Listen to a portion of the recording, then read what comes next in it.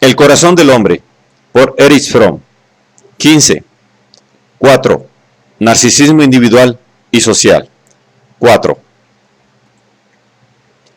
Al estudiar la patología del narcisismo, es importante distinguir dos formas de narcisismo, una benigna y otra maligna. En la forma benigna, el objeto del narcisismo es el resultado de un esfuerzo personal. Así, por ejemplo, un individuo puede sentir un orgullo narcisista por su trabajo como carpintero, como científico, como agricultor.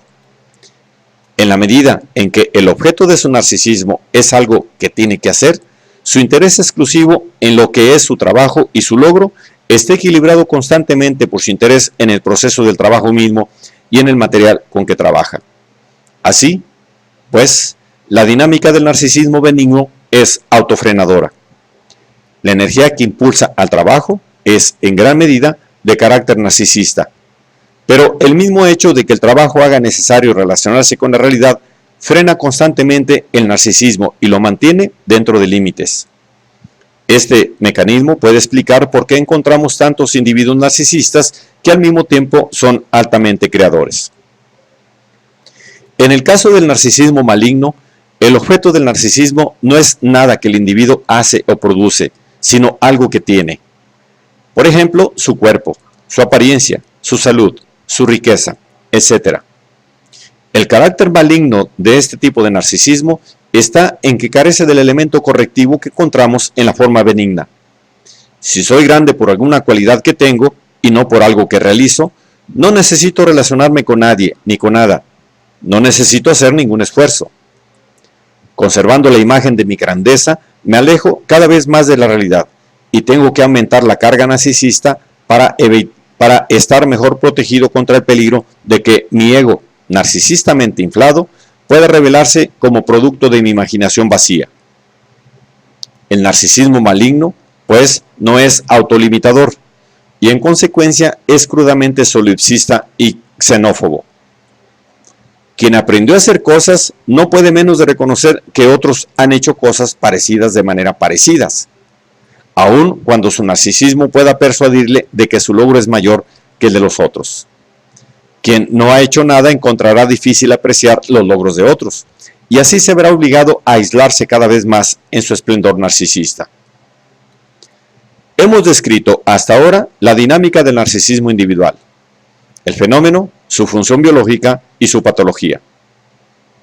Esta descripción debe permitirnos ahora comprender el fenómeno del narcisismo social y el papel que juega como fuente de violencia y de guerra.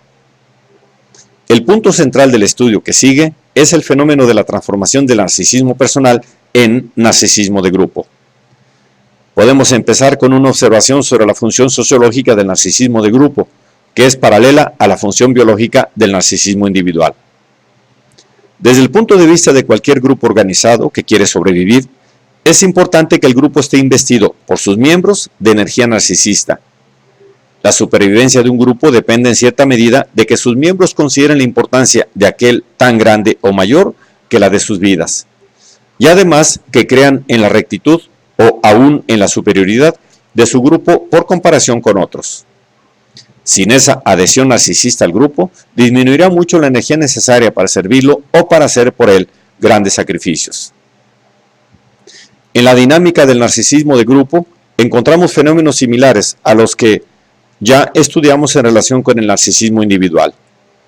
Aquí también podemos distinguir una forma benigna y otra maligna de narcisismo. Si el objeto del narcisismo de grupo es algo que se hace, tiene lugar el mismo proceso dialéctico que estudiamos arriba. La necesidad misma de hacer algo creador hace necesario dejar el círculo cerrado del solipsismo de grupo e interesarse en el objeto que quiere hacerse. Si lo que un grupo quiere hacer es la guerra, el efecto benéfico de un esfuerzo verdaderamente productivo estará ausente durante mucho tiempo, como es natural. Si, por otra parte, el narcisismo de grupo tiene como objeto suyo el grupo tal como es, su esplendor, sus logros pasados, el aspecto de sus individuos, no se desarrollarán las contratendencias mencionadas arriba y la orientación narcisista y los peligros subsiguientes aumentarán constantemente. En realidad, desde luego, los dos elementos se mezclan con frecuencia. Hay otra función sociológica del narcisismo de grupo que no ha sido estudiada hasta ahora. Una sociedad que carece de los medios para proveer suficientemente a la mayoría de sus individuos, o por lo menos a una gran proporción de ellos, tiene que proveer a los individuos de una satisfacción narcisista de tipo maligno, si quiere evitar el disgusto entre ellos. Para quienes son pobres económica y culturalmente, el orgullo narcisista de pertenecer al grupo es la única fuente de satisfacción, y frecuentemente muy eficaz. Precisamente porque la vida no es interesante para ellos y no les ofrece posibilidades para crear intereses, tienen que desarrollar una forma extrema de narcisismo.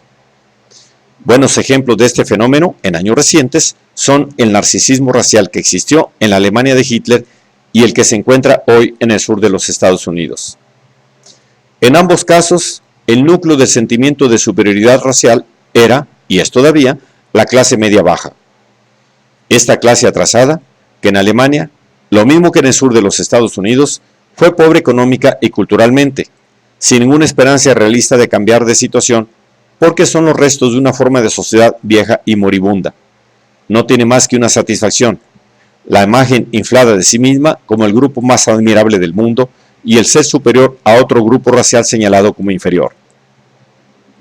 El individuo de ese grupo atrasado siente, aunque soy pobre e inculto, soy alguien importante porque pertenezco al grupo más admirable del mundo. Soy blanco o soy ario. El narcisismo de grupo es menos fácil de reconocer que el narcisismo individual. Supongamos que un individuo dice a otro: yo y mi familia somos la gente más admirable del mundo. Nosotros solos somos limpios, inteligentes, buenos, decentes. Todos los demás son sucios, estúpidos, no tienen honradez y son irresponsables. La mayor parte de la gente lo reputaría tosco, desequilibrado o quizás loco.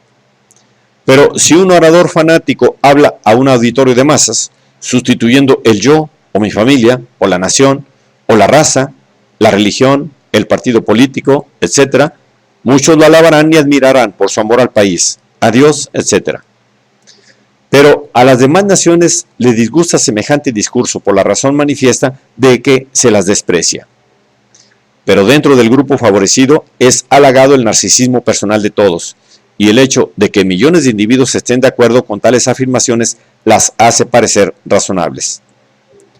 Lo que la mayoría de la gente considera razonable es aquello sobre lo que hay acuerdo, si no entre todos, por lo menos entre un número considerable de individuos. Para la mayor parte de la gente, razonable no tiene nada que ver con razón, sino con acuerdo. En la medida en que el grupo en su conjunto necesite narcisismo de grupo para sobrevivir, fomentará las actitudes narcisistas y les conferirá la calificación de ser particularmente virtuosas. El grupo al cual se extiende la actitud narcisista ha cambiado de estructura y tamaño a través de la historia. En la tribu o clan primitivos, quizá comprende solo algunos centenares de individuos. El individuo aún no es allí un individuo, sino que todavía está unido al grupo consanguíneo por vínculos primarios, que todavía no fueron quebrantados. La complicación narcisista con el clan es, pues, reforzada por el hecho de que sus individuos emocionalmente no tienen todavía existencia fuera del clan. En el desenvolvimiento de la especie humana encontramos un margen cada vez mayor de socialización. El pequeño grupo originario basado en la afinidad sanguínea deja el lugar a grupos cada vez mayores que se basan en un lenguaje común, en un orden social común, en creencias comunes. El mayor tamaño del grupo no significa necesariamente que se hayan reducido las cualidades patológicas del narcisismo. Como observamos antes, el narcisismo de grupo de los blancos o los arios es tan maligno como puede hacerlo el narcisismo extremado de un individuo solo. Pero, en general, advertimos que en el proceso de socialización que conduce a la formación de grupos más grandes, la necesidad de cooperación con otras muchas y diferentes personas no relacionadas entre sí por vínculos de sangre, tiende a contrarrestar la carga narcisista dentro del grupo. Lo mismo puede decirse acerca de otro aspecto que estudiamos en relación con el narcisismo individual benigno. En la medida en que un grupo grande, nación, estado o religión, hace objeto de su orgullo narcisista realizar algo valioso en los campos de la producción material, intelectual o artística, el proceso mismo del trabajo en esos campos tiende a disminuir la carga narcisista. La historia de la Iglesia Católica Romana es uno de los muchos ejemplos de la mezcla popular de narcisismo y de las fuerzas contrarrestantes dentro de un grupo grande. Los elementos que contrarrestan al narcisismo en la Iglesia Católica son, ante todo, el concepto de la universalidad del hombre y de una religión católica, que no es ya la religión de una tribu o una nación particular. En segundo lugar, la idea de la humildad personal, que se sigue de la idea de Dios y de la negación de los ídolos. La existencia de Dios implica que ningún hombre puede ser Dios, que ningún individuo puede ser omnisciente ni omnipotente. Señala, pues, un límite definido a la autoidolatría narcisista del hombre. Pero, al mismo tiempo, la Iglesia alimentó un narcisismo intenso, al creer que la Iglesia es la única posibilidad de salvación y que el Papa es el vicario de Cristo. Sus miembros pudieron desarrollar un narcisismo intenso por cuanto eran miembros de una institución tan extraordinaria. Lo mismo ocurrió en relación con Dios. Aunque la omnisciencia y la omnipotencia de Dios debían haber llevado a la humildad del hombre, muchas veces el individuo se identificaba con Dios y, en consecuencia, desarrollaba un grado extraordinario de narcisismo en ese proceso de identificación. Esta misma ambigüedad entre una función narcisista o una función antinarcisista tuvo lugar en todas las otras grandes religiones. Por ejemplo, en el budismo, el judaísmo, el islamismo y el protestantismo. Mencioné la religión católica no solo porque es un ejemplo muy conocido, sino principalmente porque la religión católica romana fue la base del humanismo y de un narcisismo religioso violento y fanático en uno y el mismo periodo históricos, los siglos XV y XVI. Los humanistas pertenecientes a la Iglesia y los extraños a ella hablaban en nombre de un humanismo que era el manantial del cristianismo. Nicolás de Cusa predicaba la tolerancia religiosa para todos los hombres. De Pace Fidei. Ficino enseñó que el amor es la fuerza fundamental de toda creación. De Amore.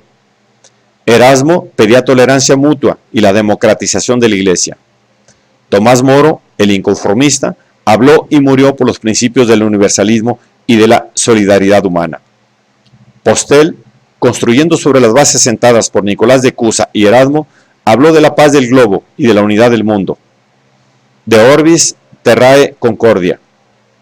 Sículo, siguiendo a Pico de la Mirándola, habló con entusiasmo de la dignidad del hombre, de su razón y virtud y de su capacidad para perfeccionarse. Esos hombres, con muchos otros nacidos en el suelo del humanismo cristiano, hablaron en nombre de la universalidad, de la fraternidad, de la dignidad y de la razón. Lucharon por la tolerancia y la paz.